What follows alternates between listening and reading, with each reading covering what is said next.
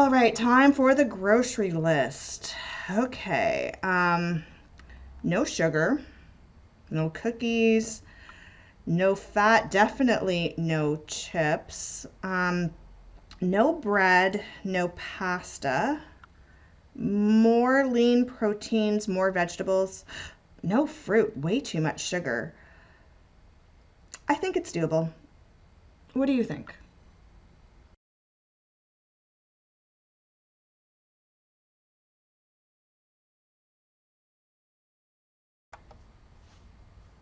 Yo-yo and hello, my name is Lydia, and on today's episode of my 25-pound yo-yo, we will be discussing bad diet advice. Yes, that advice that comes from friends, family, and Instagram influencers. Should you fast? Are carbs evil? What about cleanses? There's a lot of really bad information out there. So let's watch this next clip and then come back and discuss. Bad diet advice. Sugar is evil. Sugar is high in calories and a quick source of energy, but it is not evil. Eating too much sugar means eating too many calories, which can cause weight gain, but it's not necessary to avoid all sugar. Carbs make you fat. Carbs make your body hold extra water, but they don't make you fat. Carbs are also less satisfying than protein, so it's easy to overeat them, but carbs themselves, they do not make you gain weight. You must intermittent fast. It does not matter what time you eat, only how much you eat over the course of the day. Some people find it easier to reduce their overall intake by stopping eating earlier, while others prefer to save their calories for the evening. It does not matter when you eat, it only matters how much you eat overall. Not all calories are created equal. It takes 3,500 calories to equal 1 pound of fat. A sugar calorie is the same as a fat calorie and the same as a protein calorie. Some calories offer more nutrition than others, and some are easier to overeat. But when it comes to weight loss, a calorie is still a calorie. Breakfast. There are very strong opinions on breakfast. One group of people say that breakfast is the most important meal of the day, and another say that you should always skip breakfast and intermittent fast. In the end, it's all about how many calories you eat in a day. So, if you're hungry in the morning, eat breakfast. And if you're not, don't. You can eat whatever you want after you exercise. Yes, your body is still burning energy at an elevated level after you exercise. But that does not mean that you can eat whatever you want. Calories in versus calories out still matter. You are not invincible during this window. Laxatives will help you lose weight. By the time food hits your small intestine, you've already absorbed all the calories from it. Laxatives just push the waste out faster and often in a harmful way. You may lose some water weight using laxatives, but not fat. Fruit has too much sugar. Fruit does have sugar, but I guarantee that most people that struggle with their weight are not that way because of fruit. Work on reducing junk food and processed food before looking at fruit. Cleanses cause quick fat loss. Cleanses actually cause quick water loss. Once you start eating again, the water weight will come back. Do the math. If you lose 10 pounds in a week, and you need 2,000 calories a day to survive, the most weight you could possibly lose in a week is 4 pounds, and that would be eating absolutely nothing for the entire week. Elimination diets. Any diet that recommends elimination of an entire food group could be a recipe for disaster. Be wary of diets that say no carbs, no sugar, no fat, or no anything else. Most people find that eliminating entire food groups causes them to crave them more, and it also becomes difficult to have a balanced diet getting all the essential nutrients while eliminating entire groups of food. So, what is good diet advice? Strive for balance. Eat when you're hungry, don't eat when you're not. Eat from all the food groups, and be aware of the total number of calories you consume in a day. Try to eat mainly whole foods, but treats are still okay as long as they don't make up the bulk of your diet. So there's a lot of bad advice out there regarding how to diet and how to lose weight. Now, the first one I want to cover, actually I'm going to cover two at the same time. It will be sugar and carbs. Now, I think that both of these types of foods have gotten a really bad rap. Yes, sugar is high in calories, but 1 calorie of sugar is the same as a calorie of anything else, if it's protein or fat or something else. So sugar itself is not necessarily evil. Same thing with carbs. The thing that happens with carbs, though, is that carbs cause your body to retain more water. But guess what? Your body needs water. So this is not exactly a fat loss tip to eliminate carbs. It will help your body not retain as much water, but as soon as you start to eat carbs again, your body will start to retain water, which is not necessarily a bad thing in terms of health. Yes, it will prevent you from looking like really, really cut, but if your goal is just to have a healthy, fit body, well then there's absolutely nothing wrong with that. The issue that I think I have with sugar and carbs is that it's not hunger crushing by itself. It has to be paired with a protein in order to squash hunger pains. Now, I find that carbs alone are too easy to overeat, which makes me eat more calories, which makes me gain weight. Whereas something like chicken or any meat, any protein, I'm not going to gorge myself on a lot of protein, which is why the people say a high protein diet is easier to do to lose weight. It doesn't mean that the protein calories don't impact you as much as carb calories or sugar calories. It's just that the protein is something that most people are not going to overeat, thus not go over their calories, and that is the logic behind it. It's not a magic calorie. The next one I'm going to talk about is breakfast. Now, there are polarizing views on breakfast. Some people are always saying breakfast is the most important meal of the day. Make sure you always eat breakfast. And then there's the intermittent fasters that always say, no, you don't need to eat breakfast. You need to skip breakfast and shrink that eating window as small as possible. Now, I really think it depends on the person. I am someone who does not like to eat breakfast. I'm not hungry first thing in the morning. First thing in the morning, I want to go for a jog and I want to have a coffee. That is what my morning ritual is. I also have learned, though, that intermittent fasting, it pushes it too far for me. I don't want to be ravenous waiting for that first meal at like 2 o'clock, and then I'm going to overeat. I'm going to binge during my eating window. So I just eat when I'm hungry. So for me, I get up, I jog, I grab a coffee, I start working, and then I eat when I'm hungry. I eat around 11 o'clock. That's just when I feel like eating. What matters overall is how many calories you eat in the day. So if you want to backload your day because that's what makes you happy, go for it. If you want to eat breakfast in the morning, go for it. Try to do whatever works for you so that you do not get yourself over hungry and trigger a binge, but also don't force yourself to eat. My mom used to always bring me breakfast in the morning before school. It's like, eat breakfast before you go. And I was always like, I don't want it. I don't want it. How many bowls of cereal did I flush down the toilet when I was a teenager because I hated eating breakfast? So I don't necessarily think that you need to change what feels good for you. Just be aware of the total number of calories that you're eating in the day. The next one I'm going to touch on is that feeling of being invincible after you exercise. Now, I've heard a lot of different perspectives. Some people say that I can eat whatever I want as long as I exercise. And some people say, oh, there's a window, which is like 1 hour after I exercise where I can eat whatever I want and nothing happens. Both of these are false. Calories in and calories out still matter.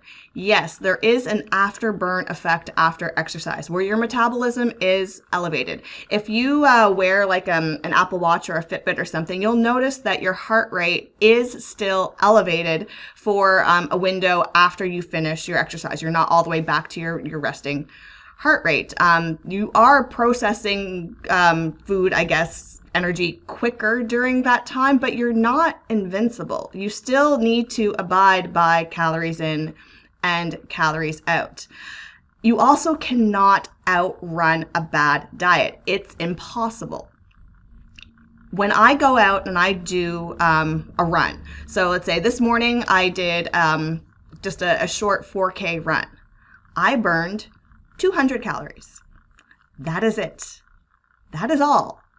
my breakfast, or my brunch, I guess, that I'm going to have at 11 is going to be about 450 calories. And that's just like a bowl of granola with some banana and some almond milk in it. Like, I can out eat what I exercise very easily. My 10K run, 10 kilometers, is only 500 calories for me. If you go to McDonald's and have a one of their Big Mac meal, you're looking at well over 1,000 calories, probably closer to like 1,500 calories. So no, just because you exercise, you can't eat what you want. And yes, even though that window of right after exercising, your metabolism is elevated a little, it does not negate whatever you eat. You still need to abide by your total daily calories in and calories out. You need to balance it if you're maintaining, and you need to create a calorie deficit if you want to lose. That is just the way it is. There is no magic window for eating. The next one I'm going to touch on are laxatives and cleanses. Now, laxatives and cleanses tout that they can eliminate your excess body fat very, very quickly. And they'll tout things like drop 10 pounds in just 1 week. Well, that might be possible, but you're not dropping 10 pounds of fat, because that is an impossibility. You need to do the math to figure out if any of these diet claims are claiming things that are just impossible. So let me try to explain what I mean by impossible. Now, there are 3,500 calories required in a pound of fat. So if you eat a surplus of 3,500 calories, you can gain a pound of fat. And if you eat less 3,500 calories, you can lose a pound of fat. If you are someone, I'm going to say an average person needs 2,000 calories a day just to exist, okay? It's taking round numbers just to make it simple. At 2,000 calories a day, multiplied by 7 days, we get to 14,000 calories, okay? 14,000 calories divided by 3,500 calories is 4, okay? So 4 means that's a maximum of 4 pounds of fat in a week if you eat nothing. If you eat absolutely nothing, you can lose up to 4 pounds in a week of fat. Now, if a cleanse says that you can lose 10 pounds, you can't possibly lose 10 pounds of fat. It's a mathematical impossibility. So if you do lose 10 pounds, you may have lost up to 4 pounds of fat. Up to. It might not all be fat. I'm saying the maximum is 4 pounds of fat, and the rest is just water. So when laxatives and cleanses make these claims, it's not true. Laxatives especially, by the time the food is hitting your small intestine, you've already taken everything out of it. If you were going to take the calories that would cause you to gain weight, you've already done that. All that the laxative is doing is pushing the waste through faster, and it's also dehydrating you. So yeah, it might make the scale go down, but you actually haven't lost any real weight. It's a lie. And the same thing with the cleanses. You're not really actually cleansing your system. You're just like severely dehydrating yourself so that the scale weight goes down. But as soon as you start to eat and like a normal person, the weight is all going to come back. It's not real weight loss. It's just a temporary water loss. Now, the last one I'm going to touch on are the elimination diets. And when I say elimination, it's the ones that say you can't eat fat, or you can't eat carbs, or you can't eat sugar. They cut out entire groups of food. Now, I think that there's a very small percentage of the population where this works. There are some people that really honestly do not like carbs. These are very strange people to me because I don't understand how you cannot like carbs. But if you are one of these strange people that actually do not like carbs and do not like sugar, I guess you can be someone who can cut that out. But most of us cannot cut it out permanently. And these elimination diets, they create bad habits that make it so much harder to break. So, for example, let's say you're someone who eats normally a balanced diet, a little bit of everything, right? Following your, I live in Canada, so the Canada Food Guide or whatever food guide from your country, you follow the balance of how much carbs and protein and dairy or vegetables and fruit and how much you're supposed to eat. You eat balanced. But then you go on a high protein diet where you cut out carbs.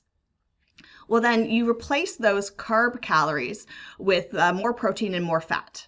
And you start to lose weight, but you get really used to eating a lot of fat and a lot of protein, and you're achieving the body that you want.